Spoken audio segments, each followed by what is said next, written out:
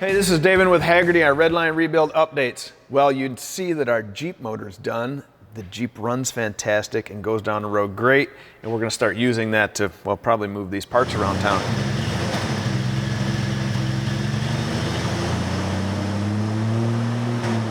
Here is our new project.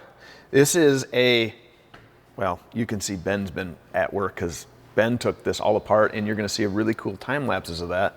But what this motor is, it's pretty simple, straightforward, 1966, 283 Chevy engine.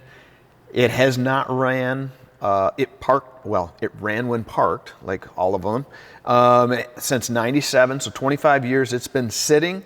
And you can see it's got a lot of grime. The clock said it had about 68,000 miles on it. That could be 168 or 68. But I will say this, unless somebody went through the pains of trying to find the factory shims, these are the original head gaskets. So, and you can see some of them are starting to rot out. So I'm gonna guess that they're actually the originals. And so we're gonna start going through all the parts today, get everything washed up. I don't expect them to come out crystal clear through our Gladiator parts washer, but I'm gonna get at least some of the bulk of it off, and then we'll take it over to Thoroughbees and let them bake it and shot peen it and go through all that side of things. And of course, check everything, which I don't think we'll find any problems, but it's always good to check. Original water pump is full. We will eliminate that, but I should say not eliminate it. We will replace that with something fresh.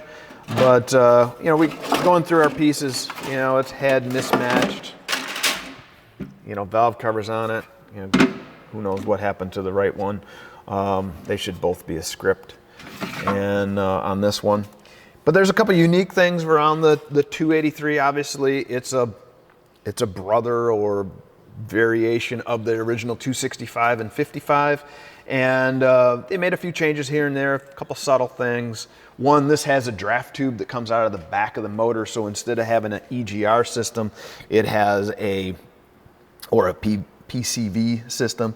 It has a draft tube. Basically, this little piece comes off the back end and then just vents the atmosphere. And there's a piece in the up here in front that kind of catches the oil, if you will, so you're not just blowing oil out, and it's just the crankcase vent. It uses the old school canister filter where it has a element inside of here, if I can get it out. All right, get this fancy element, and instead of the spin-on, and I'm gonna maintain that because I like that look opposed to the spin-ons, especially for this. Oddly, and maybe it does only have 60-some thousand miles on it, but it has the original nylon tooth timing gear, which was all relative to noise. It basically dampened out the noise from the chain rattling. And these were known to pretty much strip off, and then you'd find them in the oil pickup. And when we pulled this off, there were none. But it might have missed one or two oil changes, very possible, based on that crusty oil. Bearings and everything look pretty decent. It's all standard size still.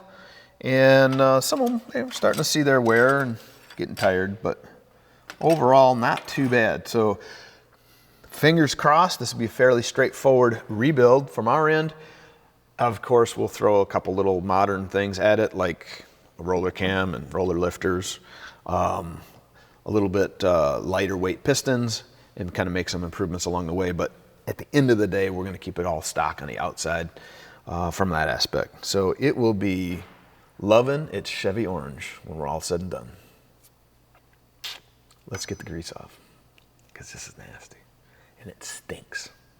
And if you ever pulled apart a motor that's been sitting like this or running like this has, you know what they smell like. So until we have smell-o-vision, you'll have to think about that. I know what it smells like. Ben knows what it smells like. So does my wife. Yes. My wife doesn't know any other smell. All right, so block. Let's get the block in there.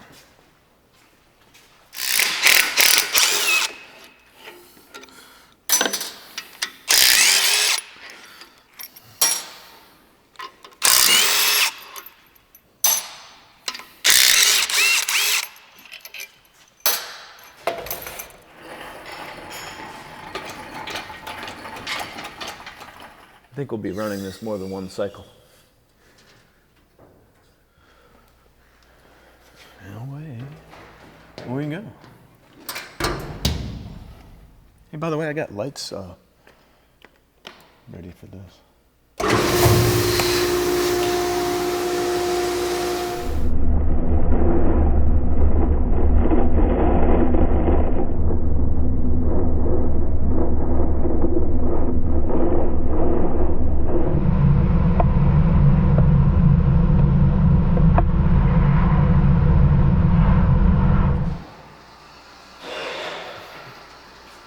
Wow, you did a nice job. Look at that. There's still orange paint on. Still orange paint. Beautiful. Well, hey, we'll get a couple more of these odds and ends off of this. Anyway.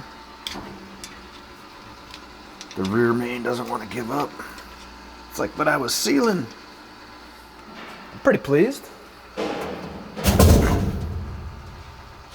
But while it's hot, I think I'll take some of these plugs out. They should come out a little easier. What were you saying about it being easier? Should be easier. Also got a 12 points to the 6.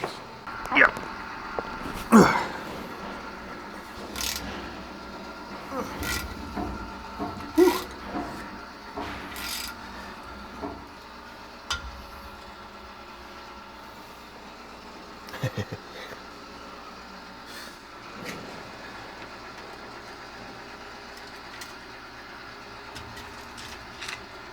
No, it's got a hole.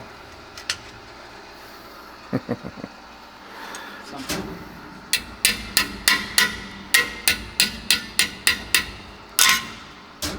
Show me the plug. Yuck. Yuck. That one right here.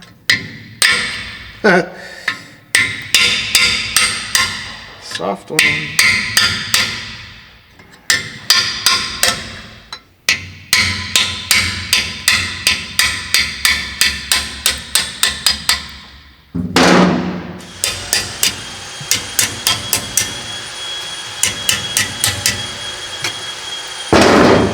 Pretty thin.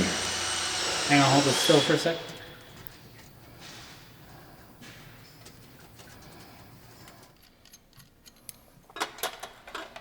What are you doing? Well, I mean, what would a teardown be without a little fire? All right, so here's my rockauto.com tip of the day. If you have something stuck and won't come out, like these plugs, a little bit of heat will go a long ways. Now, we happen to have an oxyacetylene torch set up. It's fantastic, but maybe you don't have one, but like a MAP gas or propane torch will do the same thing. Just takes a little bit longer.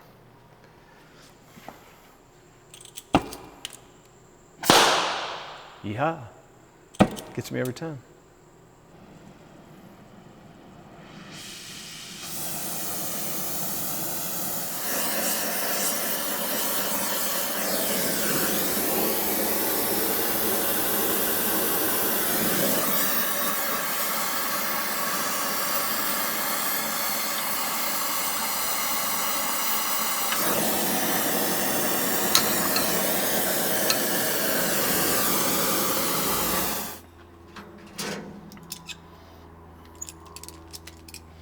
Don't forget, those are going to be hot.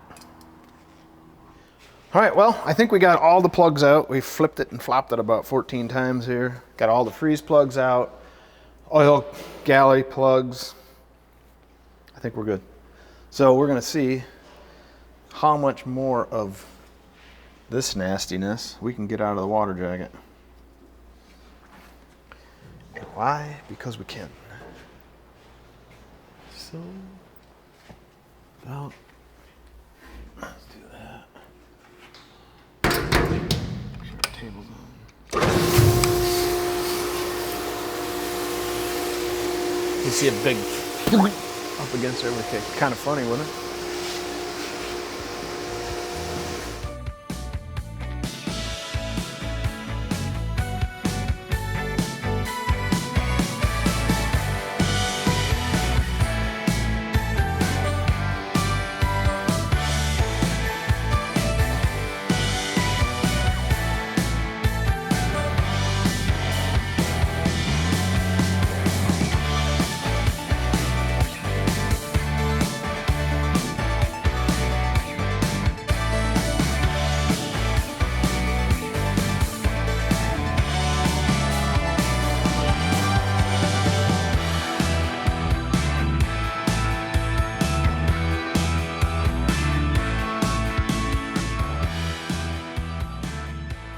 Okay, so while those last few parts clean up in the parts washer, I thought I would revisit the Jeep here real quick because there was a few comments that we had that were like, wow, I'm surprised you didn't do anything with the suspension or anything else relative to the Jeep other than just the motor. Well, quite frankly, we were up against a deadline to get the Jeep motor done.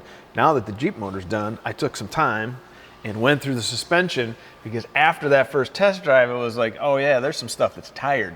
So we put fresh stock height springs in the front, along with sway bar in links and bushings. Tie rods and that type of stuff are all fine. Of course, the track bar was whooped, like I'll say every one of them are. And while I was at it, I put in some fresh upper and lower control arms on the front end. So that's definitely tightened things up a lot in the front. And then in the rear, the other thing we noted, oh, and of course, two front new shocks, because one of the right rears was completely gone. It wasn't leaking, and it was because there was no fluid left in it. So we found that as we were driving as well. So that whole saggy, baggy end of things has been rectified because we put in fresh leaf springs and then fresh shocks, and again went through and put fresh bushings in the sway bars. Now it is ready to go driving. And, well, you know the drill. With all that said and done, time for you to get out in the shop and get your work done. But if you got your work done and the salt is cleaned off the roads like it is here, then get your project out and go for a ride and enjoy it. We'll see you.